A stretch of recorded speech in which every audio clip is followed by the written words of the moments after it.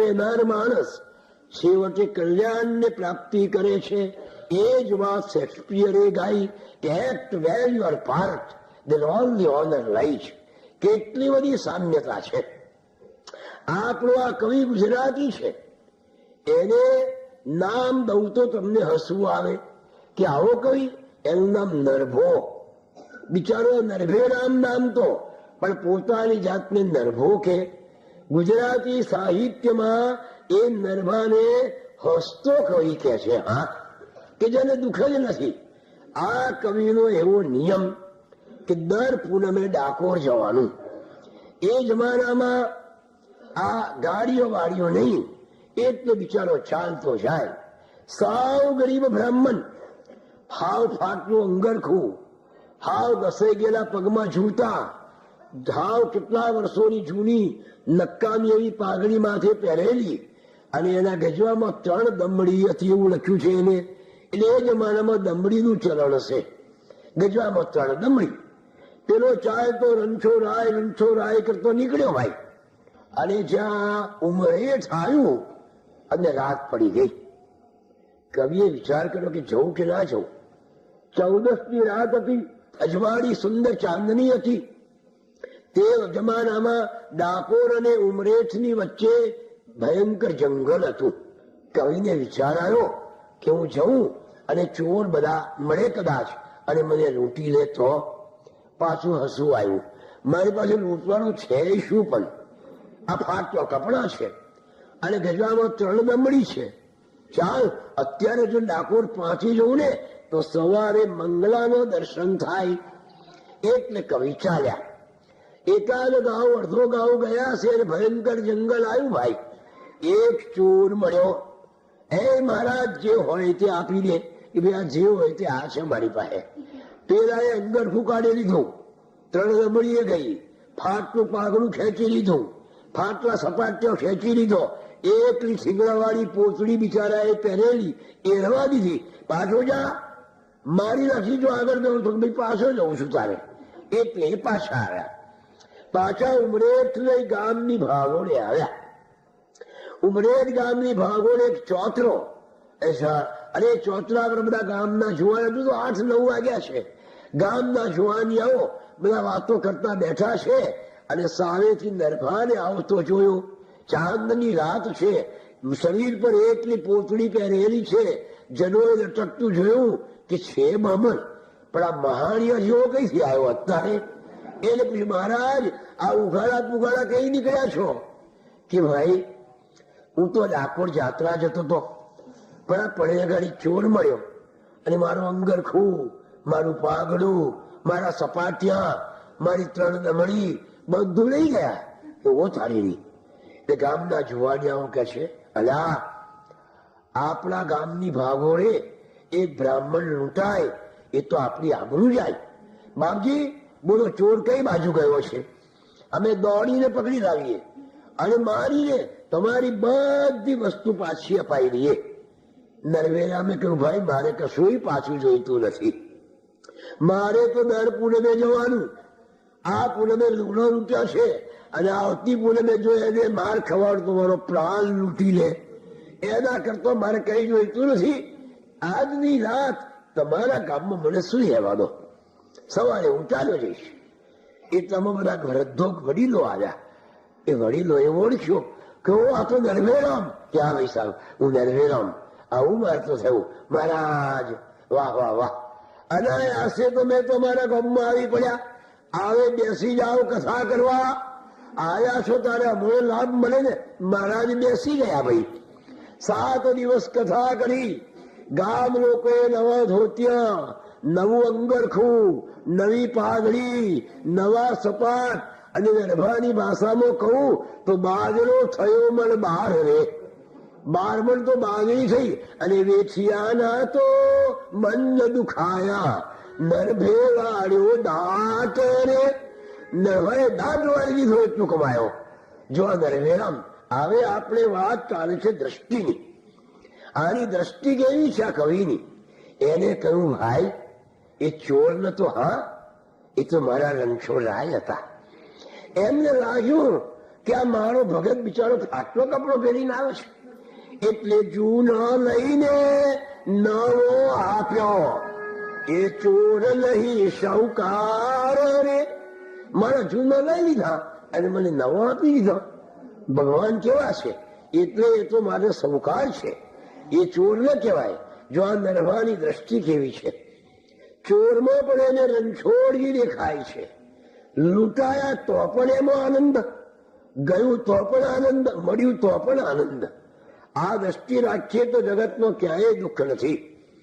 પાછળથી વિદેશીઓએ અથવા તો પરભાષીઓએ જયારે નરભા ઉપર ટીકા લખવાની થઈ ત્યારે આ પ્રસંગ ઉપર એવું સુંદર લખ્યું છે કે નરભે નામે આ એના કાવ્યમાં એક ઇટરનલ સત્ય, જેને ઇટરનલ ટ્રુથ એટલે એક સનાતન સત્ય કહી નાખ્યું છે. જૂના લઈને નવા આપ્યા. એટલે નો કન્સ્ટ્રક્શન વિધાઉટ ડિસ્ટ્રક્શન. આ એક સનાતન સત્ય છે કે સંહાર થયા સિવાય સર્જન નવ સર્જન થાય નહીં. નવું ઘર કરવું હોય તો જૂના ઘરને પાડી નાખવું પડે. નવું શર્ટ પહેરવું હોય તો જૂનું શર્ટ ફાટી જવું પડે. ભાઈ ત્યારે શર્ટ ફાટે અથવા ઘર પડે ત્યારે આપણે ચિંતા કરીએ છીએ, અને આ શુક્રવાર ચિંતા કરે છે. એ તો નવું થવા માટે આવ્યું છે, તું શુક્રવાર ગભરાય છે. એટલે જૂના લઈને નવા આપ્યા. જો એની દ્રષ્ટિ કેવી છે કે લૂંટાયા તો પણ આનંદ, કે ચાલો આ પણ સારા માટે થયું. તો જે ફાટવા કપડા હતો તે જતા રહ્યા, નવા આવી ગયા. તેમ જયારે થોડું દુઃખ આવે છે ત્યારે આપણે ખોટી હાય વરાળ કરી મૂકીએ છીએ કે આ દુઃખ આવ્યું, બાપ આવે શું થશે. પણ એ દુઃખ આપણને ચોક્કસ પ્રમાણનું કઈ ને કઈ એક એવી સુખ આપી જાય છે અથવા એવી કઈ ચાવી આપી જાય છે કે જેથી આપણે હોશિયાર બની જઈએ. માટે દુઃખ એ તો આપણને પ્રગતિ પર લઈ જનારા પગથિયા છે, એનાથી ગભરાય નહીં. પેલાને સુસંતોષ થયો તો રામ જાણે, પેલા ઝેર આપનારને. પણ અવધૂતજીને તો મજા આવી ગઈ કે મારી કઈ કક્ષા છે એની એમને કસોટી થઈ ગઈ. એ ઝેર પેલી પ્રભુએ જેવું ઝેર પીધું ને એટલે એકદમ ઉલટીઓ થઈ. એથી ઝેર નીકળી ગયું, ઝેર બધું નીકળી ગયું અને શાંત પડી ગયો દા. અંગ અંગમાં રંગના વહી રહ્યો ઉત્સાહ. વિષ પ્રયોગ નિષ્ફળ ગયો, હારી દુર્વૃત્તિ સદવૃત્તિની જીતની થઈ અનુભૂતિ. એ દુર્વૃત્તિ હંમેશા હારે છે, સદવૃત્તિ જ જીતે છે. વિષનું વમન થઈ ગયું. અવધૂતજીની કાય કંચન સમ શોભી રહી, ભક્ત હૃદય હરખાય. ભગવાનનું શરીર સુવર્ણની માફક શોભવા લાગ્યું. વિષ બધું નીકળી ગયું. આમ સદવૃત્તિનો જય થયો. પક્ષીઓ પણ કૂદીને આનંદ વ્યક્ત કરી રહ્યો.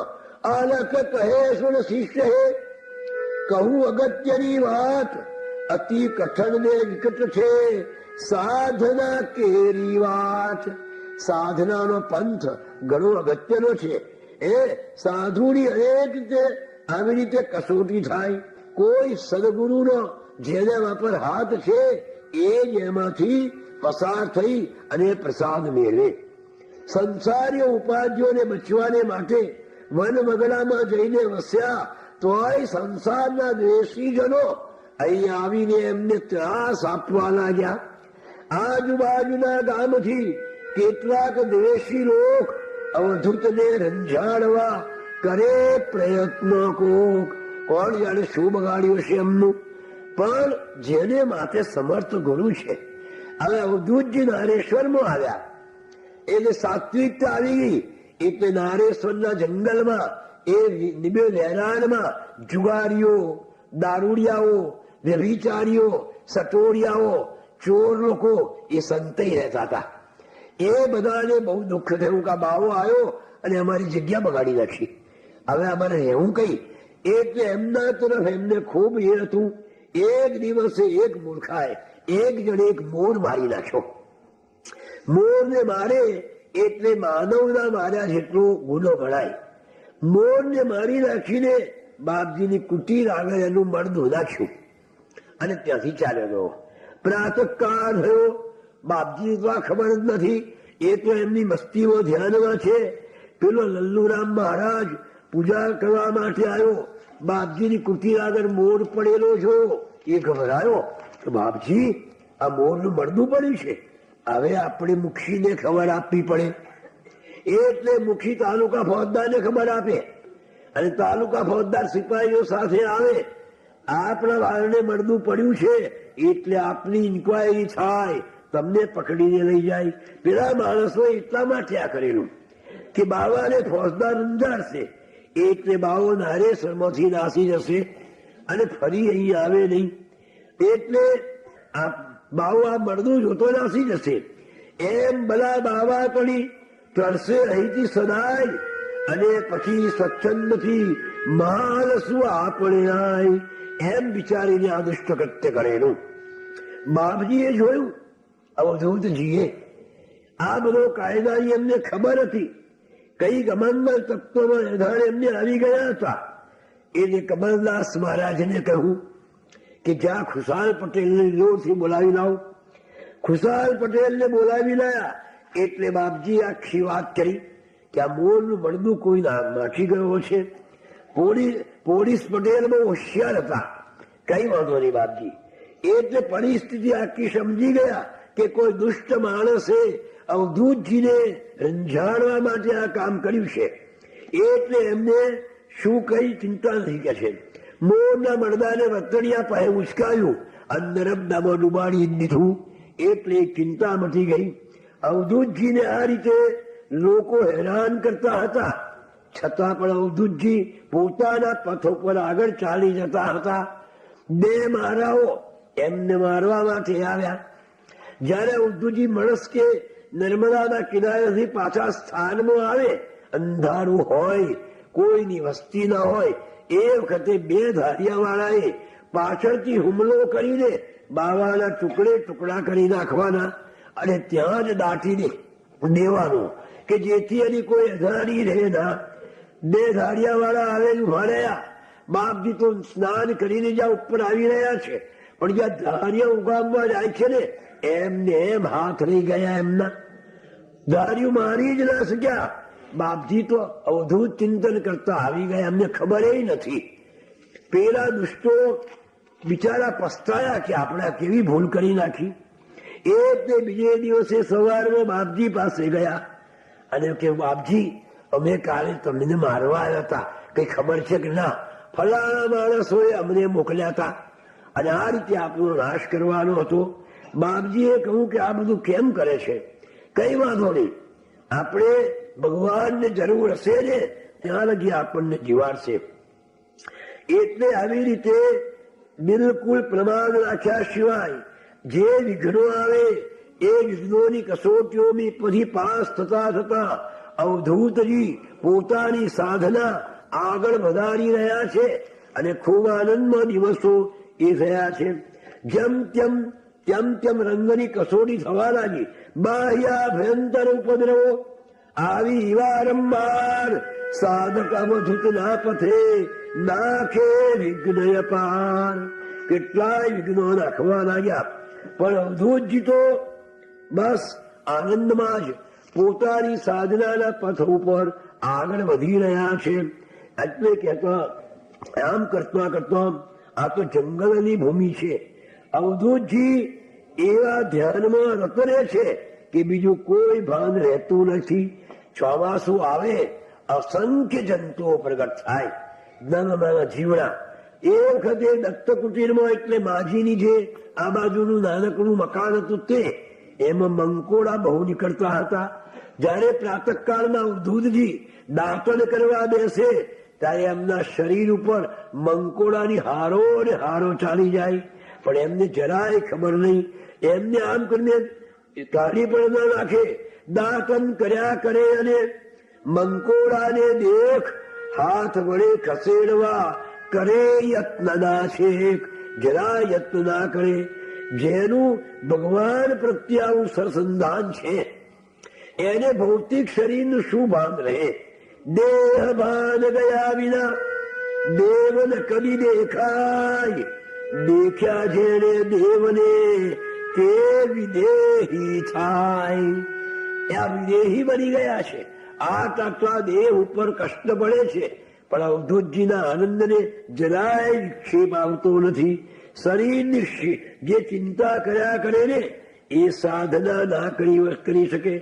એક વખત અવધૂતજી બ્રાહ્મ મુહૂર્તમાં સ્નાન કરીને કુટીરમાં સમાધિમાં બિરાજ્યા હતા. સહજ સુરતા સાધીને આંખ મીચીને પોતાનું સરસંધાન ભગવાનની સાથે કર્યું હતું. કોણ જાણે કોણ તે વખતે એક મોટો ભયંકર સર્પ એને કુટીરમાં પ્રવેશ કર્યો અને અવધૂતની સામે બરાબર ગૂંચળું વળીને ફેર ઊંચી રાખીને જાણે બીજો યોગી કોઈ ધ્યાનમાં બેઠો હોય એમ આંખ મીચીને બેસી ગયો.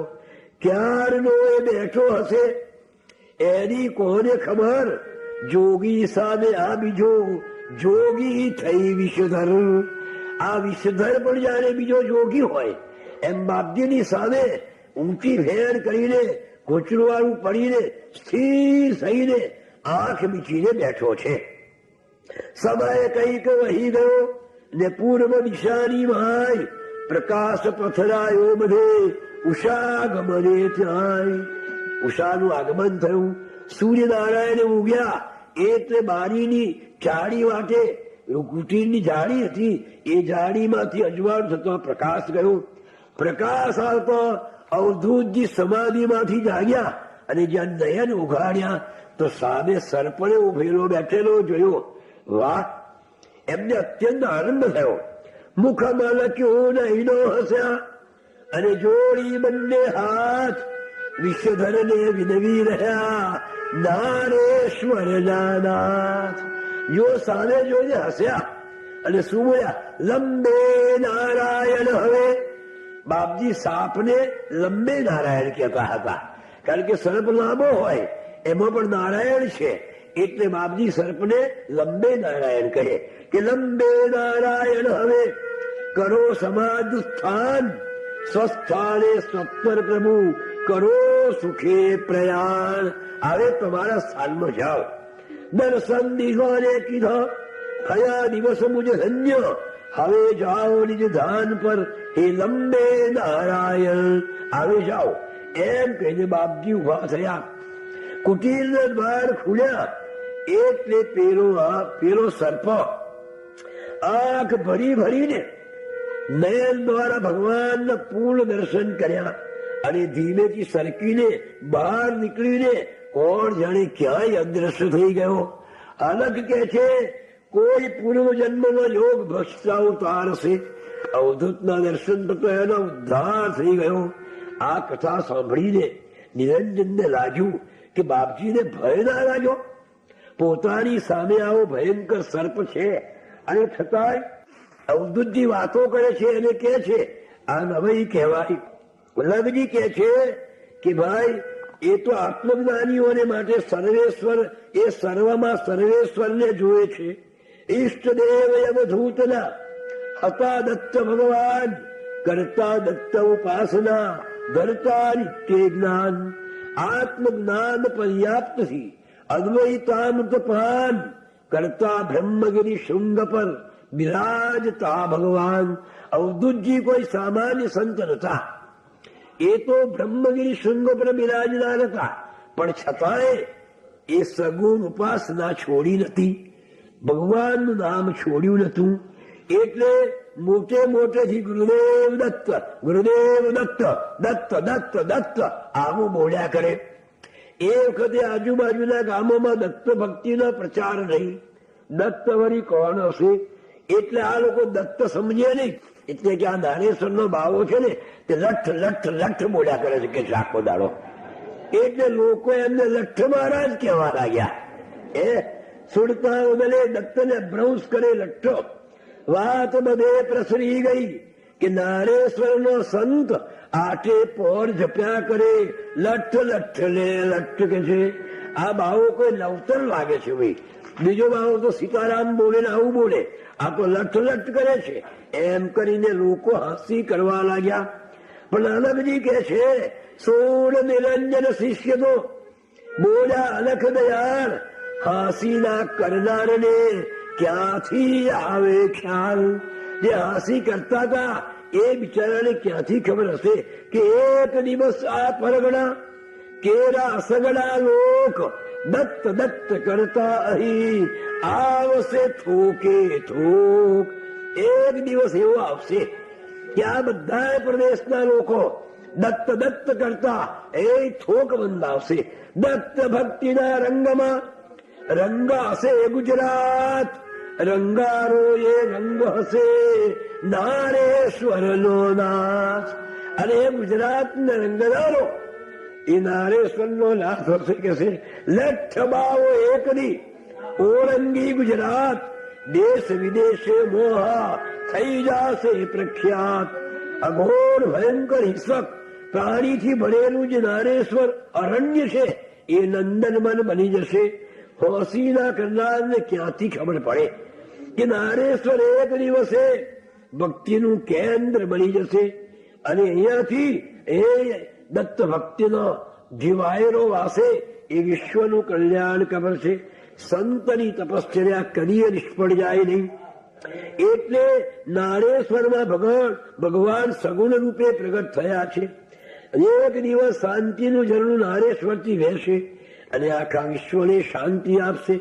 અલગ કે છે કે સાંભળ, એક દિવસ અવધૂતજી ધ્યાનમાં બેઠા. આમ તો દરરોજ એક ચંદન ઘો હતી. ચંદન ઘો એટલે એક ઝેરી એવું પ્રાણી આવે છે કે જો એ કરડે ને તો માણસ મરી જ જાય. એ ચંદન ઘો અવધૂતજીની પથારીમાં જ દરરોજ સુઈ જાય.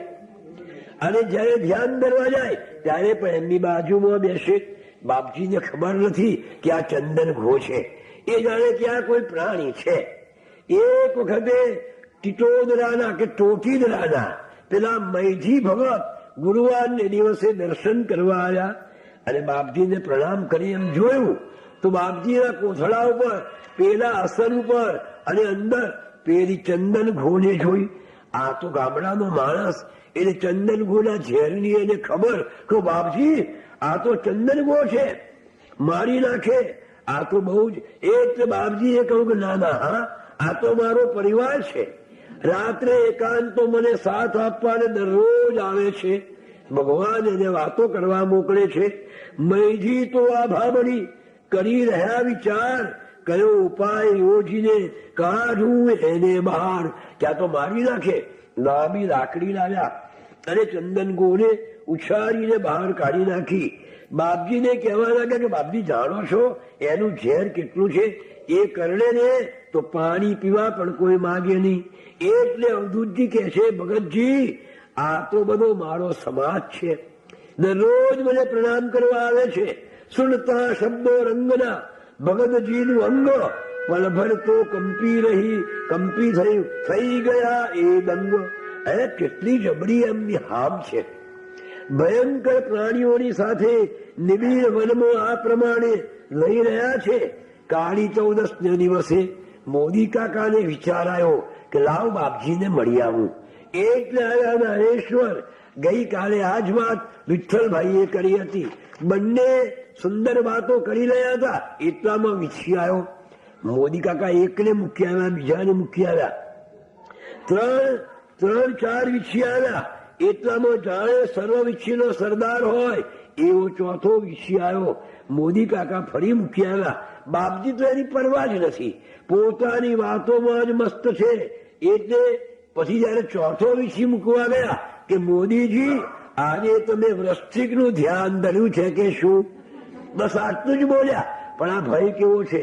પણ મોદી તો નિરુત્તર થઈ ગયા કે અત્યારે જો આવા વિષયો છે તો જયારે બાપજી શરૂઆતમાં આવ્યા હશે ત્યારે કેવા કેવા વિષયો આવતા હશે અને બાપજીને કેવી હેરાનગતિ થઈ હશે.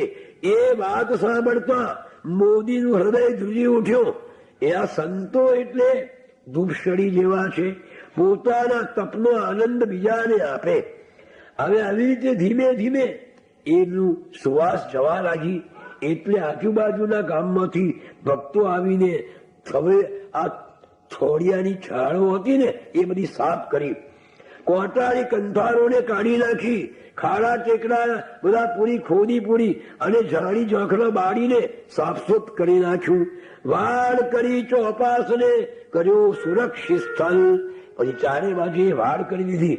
અબુદુજી નિત્ય કરે, ત્રિકાલ રેવા સ્નાન, રેવા તીરનો માર્ગ પણ હતો કઠણ વેરાન.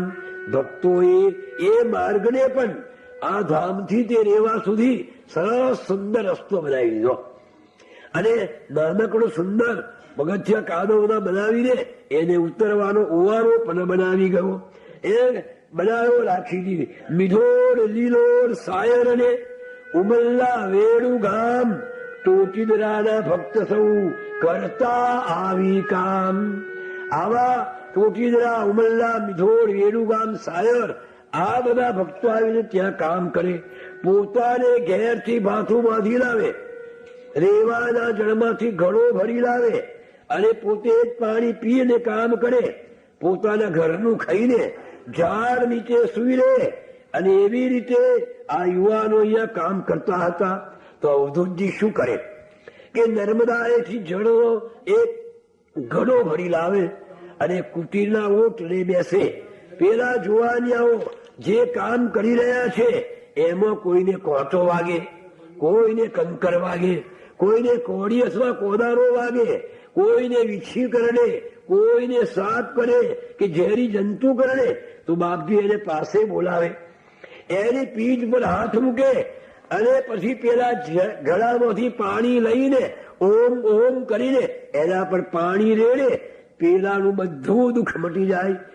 અલખજી કે છે આશ્ચર્યનીય દિવસમો ચમત્કાર ત્યાં થાય. દાહ પીરાએ ઘાતણી તૂર્ત બંધ થઈ જાય. પેલો કળશ તો આવેલો યુવાન હસતો હસતો પાછો જાય. આવી અદભુત રંગની દયા દ્રષ્ટિથી જાણ, દર્દીના દુઃખ દૂર થતો આવે શબમાં પ્રાણ. આ બધા ગામના જુવાનિયાઓ કેવા હતા? મહેનત કસ ખડતલી અને ભોળા ભાવિક એ શ્રદ્ધા સભર સરળ અને અવધૂત પર બહુને. બસ બાપજી ઉપર ખૂબ પ્રેમ એમને. એવા ગ્રામજનો થયા ભાગ્યને ધનધન્ય, જેની પીઠ ઉપર ભર્યો અવધૂત હસ્તવરેણ્ય. એ ગામડાના લોકોએ અલગજી કે છે પોથો તોથો ના ભણ્યા, નહીં શાસ્ત્ર કડકૂટ, નહીં આડંબર ભક્તિનો કે નહીં બીજા તૂટ. લોહી પસીનો એક કરી પરિશ્રમ કરી અપાર, મહેનત મીઠો રોટલો રડતા એ નિર્ધાર. આવા ગામડાના લોકો હતા. જબરદસ્ત શ્રદ્ધા ને ભક્તિ અવધૂત પર કે અવધૂત કેરા નામ પર મરવાને તત્પર. એવા ગામોના લોકો હતા કે બાપજીના નામ પર પોતાનું માથું આપીને. અવધૂતજી પણ એમના ગ્રામ સહજ જે દોષો હોય કે બીડી પીતા હોય, મોટે મોટેથી બોલતા હોય, આ બધા ગ્રામ સહજ દોષો છે, બાપજી એ પણ સહન કરતા. આજે નારેશ્વર બન્યું ભૂપર નંદન વન, તેના પાયા મોહતા આ મહેનત કસજન. આજે આપણે આનંદ કરીએ છીએ નારેશ્વરમાં, પણ એ વખતે આ ગામના લોકોએ એ મિજોર, સાયર, ઉમરલા, વેણુગામ એ ગામના લોકો આના પાયામાં છે. નારેશ્વરની આ ઉન્નતિના પાયામાં દટાયેલી ઈતો શાએ જન, નામી અનામી સર્વને મારા મૂક નમન. અલખજીએ એ ઈટોને, પાયાની ઈટોને જેને બાપજી સાથે રહીને આમાં કામ કર્યા છે, બિચારા ગામડાના ભણમાં પણ મહેનત કરશ, શ્રદ્ધા એવી કે બાપજીને માટે પ્રાણ આપી દે. એ બધાને અલખજી નમસ્કાર કરે છે કે વાહ વાહ, તમારા પાયા ઉપર તો નારેશ્વરની ઈટ નહીં છે. સદગત દાસ કાકા તોના નેતૃત્વ નીચે આમ ગ્રામ્ય યુવાનો હોશથી કરતા અઢળક કામ. આવી રીતે ઝાંખડો બાખડો કાપી નાખ્યો, સ્થાન સ્વચ્છ કરી નાખ્યું. કોઈ વાર તોય પણ પાછા સર્પ કે બધા આવી પડે છે. એક વખતે મોટો અજગર અને શિયાળ લડતા લડતા દ્વારે આવીને પડ્યા. નારેશ્વરના બારણે બંનેનું મૃત્યુ થયું. પણ એ ભયંકર દ્રશ્ય જોતા જ નવા માણસોને ખ્યાલ આવ્યો કે બાપજી જયારે રહેતા હશે ત્યારે આ કેવી ભયંકરતા હશે. એવું એ સમય એક દિવસે સૂર્યોદય વખતે સમાધિમાંથી મુક્ત થઈને અવધૂતજી પેલા લીમડાની નીચે બિરાજ્યા હતા. શિર પર લીમડા ડાળનું છત્ર અનુપશોહાય, શીતલ મંદ સુગંધિત વાયુ ચમર ઢોલાય, કલકલ કૂજલ પક્ષીના સુર સંગીત લહેરાય, ખડખડ વહેતા ઝરણા ગીત મધુરા ગાય. એ વિવિધ રંગો પુષ્પોની હાર ખીલી છે. ધરતીએ નવા શણગાર સળ્યા છે. એ વખતે પૂર્વ દિશામાં ઉષાનું આગમન થયું છે. દૂર દૂર ગંભીર નીર નર્મદાનો વહી રહ્યા છે. ક્ષિતિજમાં ત્યાં દૂર દૂર એની પાછળ ભૂરા ભૂરા પહાડો દેખાય છે. જાણે કે કોઈ જોગિંદર હોય. આમ આઠે કળાએ પ્રકૃતિ ખીલી રહી હતી. અવધૂતજીની તૈનાતમાં તૈયાર હતી. એ વખતે લીમડાની ચેવોટલે સ્વયં આનંદ કંદ અવધૂતજી બેઠા હતા. વેરંતા આનંદ, આનંદને વેરતા સ્વયં આનંદ કંદ ત્યાં બિરાજ્યા હતા. ત્રણેય લોકની સમૃદ્ધિ